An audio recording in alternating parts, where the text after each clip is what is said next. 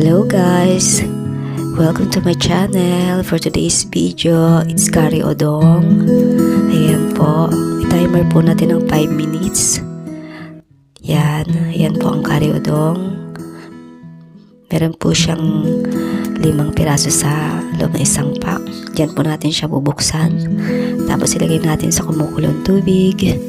Yan, wait po natin mga 3 minutes. Tapos pag patay natin, dyan. Tapos lagyan natin yung kanyang seasoning. Tapos haluin. Tapos set up po natin ng 2 minutes ulit.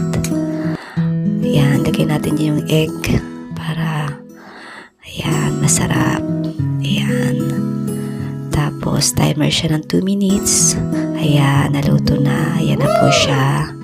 Ganyan po yung kanyang itsura. Thank you guys and God bless you all.